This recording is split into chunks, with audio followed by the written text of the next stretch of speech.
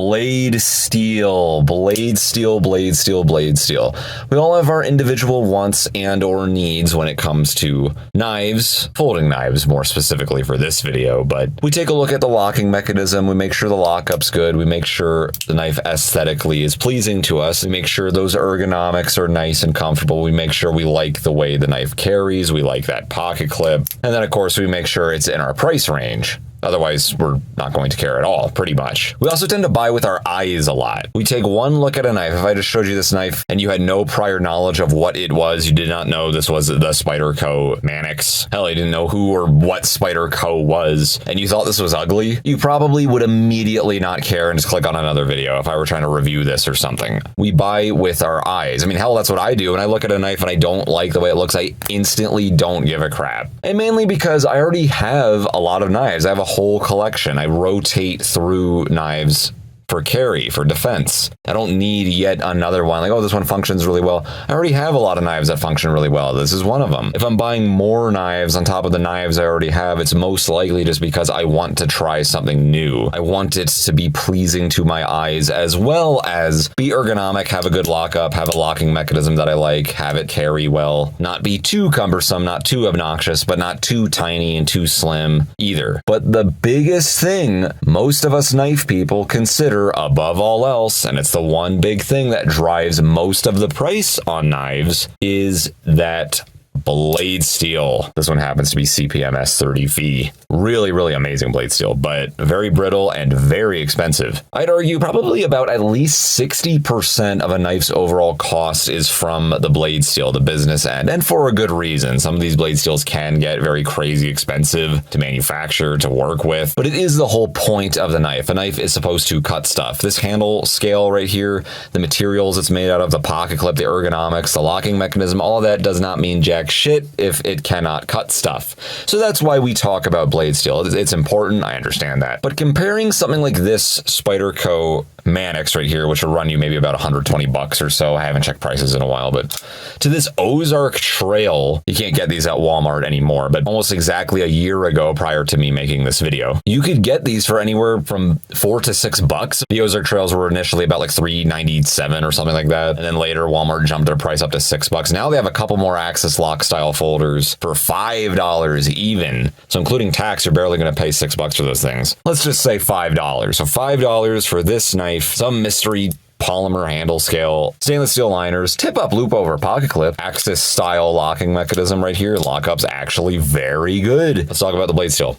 It's either a 440A or maybe it's a 3CR13. I've heard both things. It could be either one. Basically, it's crap. Then again, though, what is crap really? What does that really mean? Are we talking this knife is so bad you can't cut anything with it? As in, it's so bad it won't work at all? As in, you have to resharpen it all the time, every day, every single time you use it? Is it that bad? Will it rust on you the moment a drop of water touches it? This is where things kind of get funny to me. $5, this one's over $100. My whole point of this video, I wanted to ask you, be honest. Not that you're obligated to be honest. You can say whatever the hell you want. It's the internet. You can pretend to be whoever you want. I have no way of verifying any of it. None of us do. It doesn't matter. Pure nihilistic chaos on the internet and on the whole damn planet in general now. It's just getting worse, I think. But anyway, how often do you really use your knives to the point that you actually notice a massive difference between a higher end and a lower end steel?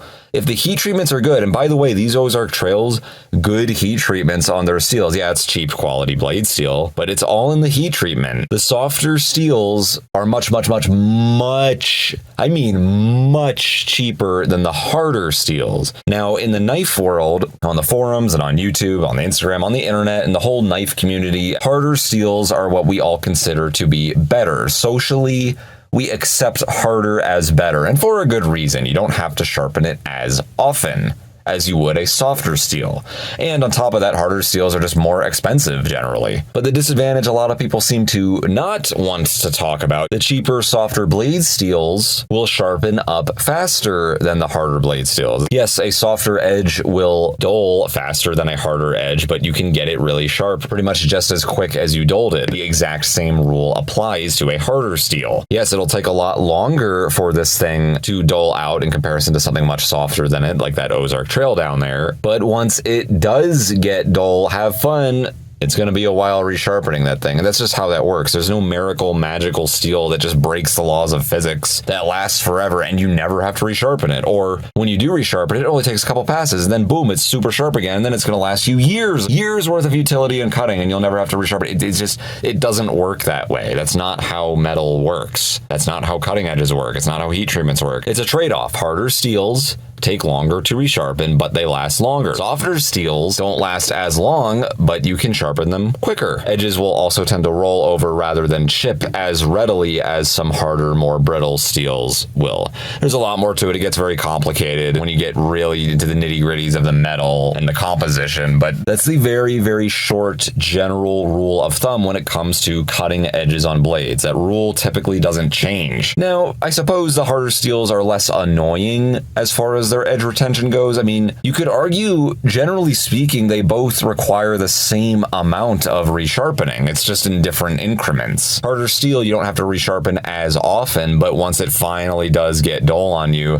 you're going to be doing a lot of passes. You literally got to spend more time grinding away at it to get it to that sharp point again. Softer steels, yeah, you're going to be resharpening them more often. Like if you used it all the time, probably like once a week or so, maybe even more often depending on what you're doing. There's so many variables, but once it's dull, it just takes a few passes and you'll be pretty surprised. You got a pretty razor sharp blade once again, very quickly in fact. But if we're talking the total amount of time each, if we add up all of the shorter times we spent resharpening the soft cutting edge versus the less frequent amount of times we spent spending more time resharpening the harder cutting edges, it's probably going to be pretty close. But again, even after all that, our harder steels are much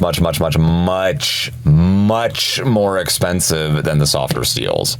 So this is why soft, cheaper steels actually don't bother me that much. I have what a lot of people would consider a high value collection. I like high value stuff. I don't need a $300, $400, $500, $600 knife to be happy. Although they're really sexy, they're really sweet. I don't need that. I don't really care all that much about space age timings and tolerances and how the pivot screws are anodized or, I mean, at the end of the day, something like this, I mean, this is really on the cheaper end, but surprisingly for $5, dude, this actually works really well for my uses. Yes, even defensive knives, you can get them really sharp, even if it's a really shitty blade steel. If you get it really sharp and just keep it as a backup defensive blade and you never use it other than for that one day if it came up, yeah, it's going to perform for you. If you're only just doing a couple stabs, a couple cuts, cheap knives, I think are perfectly fine for self-defense as long as their lockups are good, as long as their actions are smooth, and as long as the cutting edge is sharp enough. A blade is not going to go from razor edge to dull on you in one cutting session, I promise you, unless you've got something horrendous. But I don't think there's ever been anything that bad on the market in the 2020s. Maybe if you go way back, like the 90s, yeah, the cheaper knives were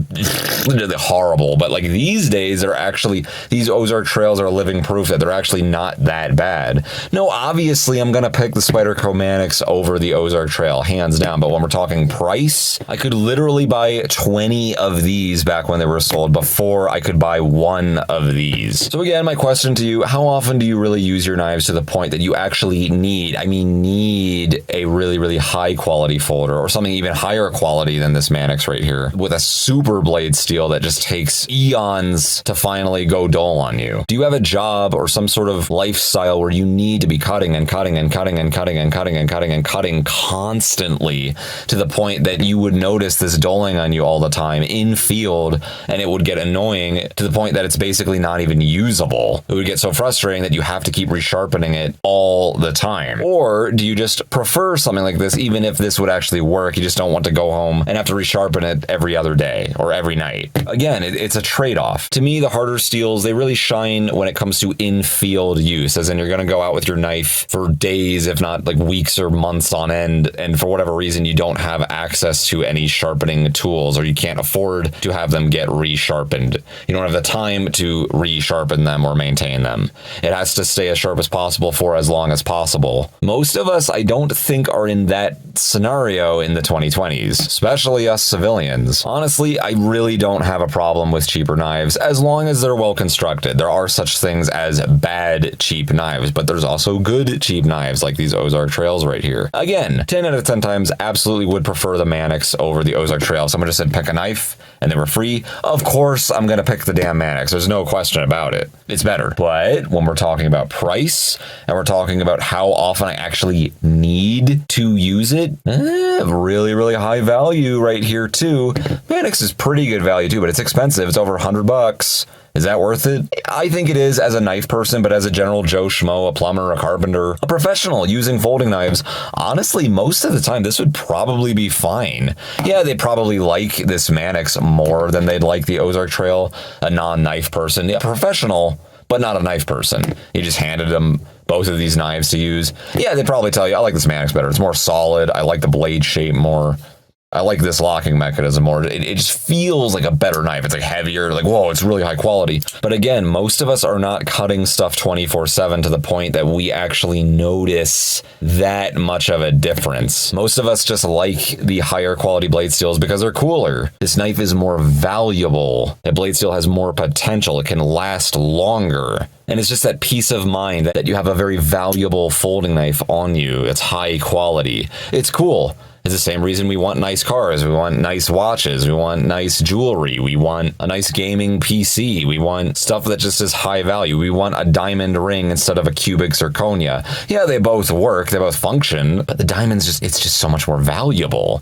That's kind of why, honestly, I think most of us like these higher quality, more valuable folders. It's just for that reason. It's technically a better quality steel. But again, when we get back into the actual use, the actual function, is it worth 95, 100, 110 more bucks? It could be, but for most of us collectors, honestly, I don't think it really means that much. I know I'm being a huge heathen for bringing that up, but after all the years I've been using folding knives and carrying and rotating through a ton of them through my EDC and all the different jobs I've had, most of the time I didn't really need a knife. There were always cutting tools and box cutters they gave us at work. Yeah, this could work as a box cutter, this could work as a box cutter, but would you want to get ugly, nasty, shitty, gunky tape residue all over your really expensive folder? Do you want to get that blade scratched? Or would you rather use something like this? That's not going to bother you as much if it gets scratched. That's not going to bother you as much if it gets dinged up. That's not going to bother you as much if it gets gunky. Something to just consider. For defense. Hell, defense. Yeah, I'd pick the Mannix over this Ozark Trail for defense, but this is still probably going to work. If they're both razor sharp, you get them to that razor sharp point. I promise you're not going to get into a defensive situation where you're cutting the bad guy, and then it's like, oh no, it got dull on me. It just turned to butter knife all of a sudden, and then they're like, haha, and then they get you with their knife or something, and you died because your cutting edge was not hard enough and it couldn't retain its edge long enough. I'm trying to say here, yeah, more expensive knives are generally better than the cheaper knives, but at the end of the day, these days anyway, in the 2020s especially, a lot of these cheaper knives are starting to give us a lot of value for our money. Think about how much more you're spending on a knife that's better than a cheaper knife. Is it worth all those extra dollars? Those extra hundreds of dollars in many cases? That's up to you. As a collector, as a person who appreciates knives, but as a user, as a functional tool, in comparison to how much you're spending, it starts turning into a very gray area. I'm just going to leave it at that. So what do you think? Do you honestly prefer the more expensive knives despite spending that much more? Do you actually notice that much of a difference? Do you have a specific situation where you need to be cutting and cutting and cutting constantly, and you're like, yeah, absolutely, I would not take a softer blade steel like that. HCR13 MOV, 440C, AOS 8, all that stuff's off the table. I need S30V. I need even at least VG10. I need CTS BD1. I need S35VN, whatever. Are there any advantages and or disadvantages I missed regarding either the more expensive or more cheap knives? Let me know in the comments down below. Thank you so much for watching. Feel free to subscribe, hit that little bell notification if you do not want to miss weekly knife and gun videos. And feel free to support me on Patreon, link in the description. Thank you so much for watching. Mannix out.